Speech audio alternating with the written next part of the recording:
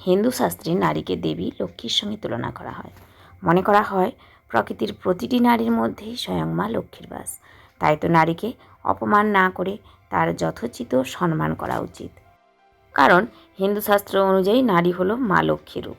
এমনকি হিন্দু শাস্ত্রে এটা বিশ্বাস করা হয় যে যে বাড়িতে নারীদের প্রকৃত সম্মান দেওয়া হয় অথবা তাদের পুজো করা হয় সেই বাড়িতে মা লক্ষ্মী বাস করেন। কিন্তু আবার সমুদ্র শাস্ত্র অনুযায়ী সব নারীরা শুভ হয় না, কিছু কিছু নারী আবার অশুভ হয়ে থাকে। আজ জেনে নেব নারীর সেই শুভ অশুভ গুণ সম্পর্কে, অর্থাৎ আমাদের সনাতন ধর্ম ও শাস্ত্র অনুসারে কোন নারী শুভ অথবা কোন নারী অশুভ সেই লক্ষণগুলি আজ ছোট্ট ভিডিওর মাধ্যমে জেনে নেব। তাই আপনি যদি চান মা লক্ষ্মী সর্বদা আপনার উপর কৃপাদৃষ্টি বর্ষণ করুন অথবা মা লক্ষ্মী আপনার প্রতি সন্তুষ্ট থাকুক, তবে আমার এই ভিডিওটি অবশ্যই শেষ পর্যন্ত দেখবেন এবং কমেন্টে অবশ্যই জয় মা লক্ষ্মী লিখবেন, আর পারলে লাইক করবেন। 1. যে সকল মহিলার হাতে বেশি রেখা থাকে তারা দীর্ঘজীবী হয়, এমনকি তারা ঈশ্বরের প্রতি শ্রদ্ধাশীল হয়। পূজাপাঠে আগ্রহী এই সকল মহিলা ঈশ্বরের ভীষণ প্রিয়। 2. যে মহিলার ডান হাতে তিল থাকে তারা খুবই ভাগ্যবান বলে বিবেচিত হয়, বিশেষত তাদের ডান হাতের দুটি তিল শুভ ফলদায়ক, তাই তাদের জীবন সুখ সমৃদ্ধিতে ভরে থাকে। 3. যে সকল মহিলার পায়ের বড় আঙুল চওড়া, গোল ও লালচে হয় তারা অত্যন্ত সৌভাগ্যবতী হয়, তবে যাদের পায়ের গোড়ালি লম্বা তারা জীবনে বহু কষ্টের সম্মুখীন হয়। 4. যাদের আঙুল সরু এবং লম্বা তারা স্বামীর জন্য অত্যন্ত ভাগ্যবান, এমনকি শ্বশুর বাড়ির জন্য সুখ বয়ে আনে এ সকল নারী। 5. আবার যাদের চোখে তারা বাদামি বর্ণের হয় তারা অত্যন্ত রাগী প্রকৃতির, এদের আবার অশুভ বলেও মনে করা হয়। 6. মহিলাদের নাকের উপর তিল সৌভাগ্যবানের প্রতীক, তাই এমন মহিলা বাড়িতে সৌভাগ্য বয়ে আনে, এমনকি শ্বশুর বাড়িতে সুখ সমৃদ্ধিও ভরে থাকে এবং নিজেও সুখী হয়। 7. যেসব নারীর হাতের ও পায়ে শিরা দেখা যায় তারা খুবই শুভ, এরা যে বাড়িতে যায় সে বাড়িতে সুখ সমৃদ্ধি ও খ্যাতি আসে। 8. মীন, মেষ অথবা বৃশ্চিক রাশির মহিলারা নিজের ভাগ্য নিজে বয়ে আনে, তাই সাফল্যের পথে এদের বাধা থাকলেও একদিন না একদিন সফলতার শিখরে এরা ঠিকই পৌঁছে যায়। 9. যেমন তেমন নারী চুলগাছাটা ভারী, কথাটা আমরা সবাই শুনেছি, তাই যে সকল মেয়েদের লম্বা ও ঘন চুল থাকে তারা পরিবারের জন্য অত্যন্ত শুভ, এমনকি এরা স্বভাবেও ভালো হয়। 10. আবার কানে চুল থাকা নারীরা শ্বশুর বাড়িতে কষ্টের সম্মুখীন হয়, এরা নিজ জীবনে কষ্টের কারণ হয়ে দাঁড়ায়। 11. যাদের আবার ঠোঁটের ওপরের অংশে অনেক লোম থাকে তারা স্বামীর জন্য ভালো, এটি আবার একজন নারীর সৌন্দর্য দ্বিগুণ বৃদ্ধি করে। 12. যাদের পেট কলসির মতো, জীবনে কখনো কোনো অসুবিধার সম্মুখীন হয় না তারা, এরা সারা জীবন সুখ সমৃদ্ধি ও গৌরব অর্জন করে। 13. নারীর পুরুষালী কণ্ঠস্বর বিপদগামিতার আভাস, তাই পুরুষালী কণ্ঠস্বরের নারী অথবা কর্কশ কণ্ঠের অধিকারী নারী অশুভ লক্ষণের প্রতীক। আবার নারীর কণ্ঠস্বর ভাঙা ভাঙা হলেও খারাপ, তারা সারা জীবন রোগ ব্যাধিতে কষ্ট পায়। 14. যেসব নারীর কপাল লম্বা তারা শ্বশুরবাড়ি ও স্বামীর জন্য অশুভ বলে বিবেচিত। 15. যে নারীর পায়ের তলায় কখনোই ঘাম হয় না তারা খুবই ভাগ্যবান, এরা যে বাড়িতে যায় সে বাড়িতে কখনোই সুখ সমৃদ্ধির অভাব হয় না, এরা সারা জীবন রানীর মতো থাকে। 16. যাদের আবার দাঁত লম্বা তারা সবসময় নিজের কথা ভাবে, এমনকি তারা প্রচণ্ড রাগী প্রকৃতির, পরিবারের কারো কথা শোনার ইচ্ছে তাদের নেই, নিজের কথাকেই বেশি গুরুত্ব দেয় তারা। 17. যাদের জীব গোলাপি বর্ণের অথবা খুব নরম তারা সুখ সমৃদ্ধির অধিকারী হয়, এরা জীবনে প্রতিটি সুখ পায়, এমনকি নিজের জীবনে সাফল্য অর্জন করে, এরা আবার অত্যন্ত শুভ, তাই এদের সবাই খুব ভালোবাসে। 18. যাদের কোমর ভারী ও চওড়া তারা শ্বশুরবাড়ির লোকজন ও স্বামীর ওপর আধিপত্য বিস্তার করে, এমনকি এরা একটু ঝগড়াটে প্রকৃতিরও এবং স্পষ্টবক্তা। 19. মহিলাদের ঘাড়ের পিছনে তিল অশুভতার লক্ষণ, এই কারণে এই সকল মহিলাদের খুব কষ্ট পেতে হয়, এমনকি এদের জীবনে সবসময় ঝামেলা লেগে থাকে। 20. যেসব নারীরা সবসময় ঘাড় বাঁকিয়ে থাকে তারা সবসময় দুঃখ কষ্টের শিকার হয়, তাই নারীদের এই অভ্যাস থেকে অবশ্যই দূরে থাকা উচিত। 21. সুন্দর চোখের অধিকারী নারীদের ভাগ্য ভালো হয়, এরা সবসময় আনন্দে থাকতে চায়, এমনকি পাশের মানুষগুলোকেও আনন্দে রাখে। 22. যে মহিলার চোখের কোণ লালচে হয় তারা অত্যন্ত সৌভাগ্যশালী, এরা নিজের ভাগ্য নিজে তৈরি করে। 23, নারীদের কানে তিল থাকা অশুভতার লক্ষণ। এরা বিয়ের পর স্বামীর ভালোবাসা পায় না।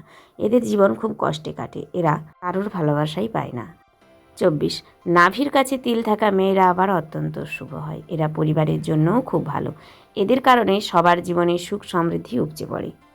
25, চুল ছোট নারীরা আবার খুব ভালো জীবনসঙ্গী পায়। এরা স্বামীর জন্যও শুভবার্তা নিয়ে আসে।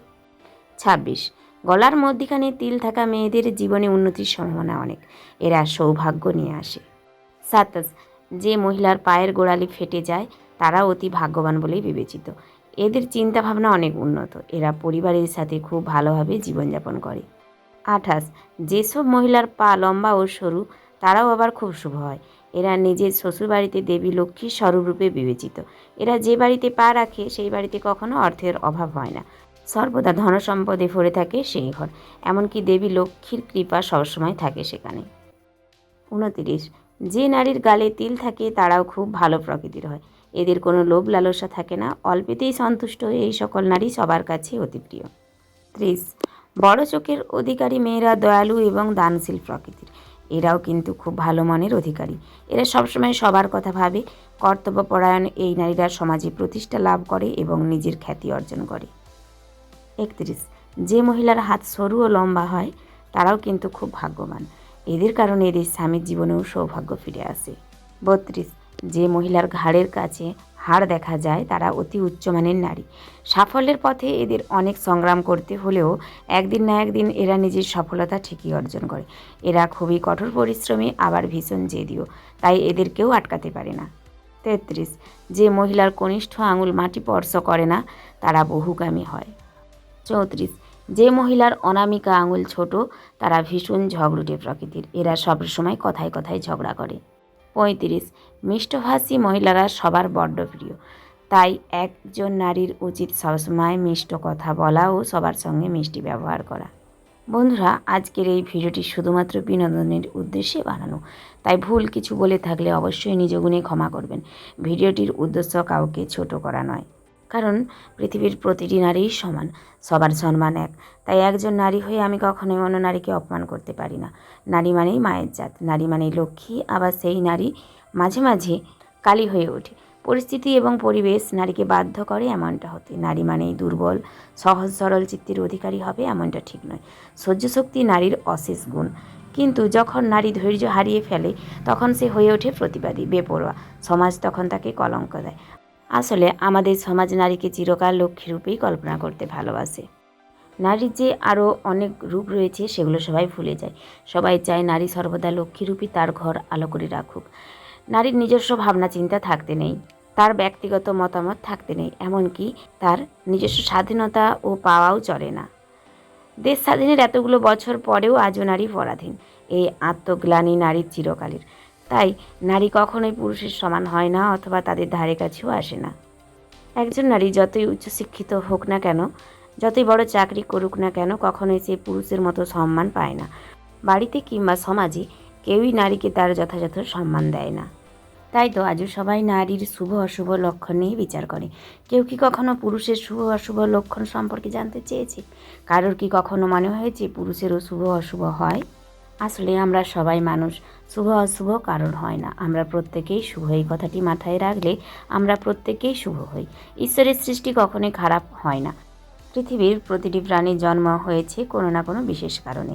তাই সামান্য কারোর কথা অথবা সামান্য একটা তিলের কারণে নিজেকে কখনো ছোট মনে করবেন না।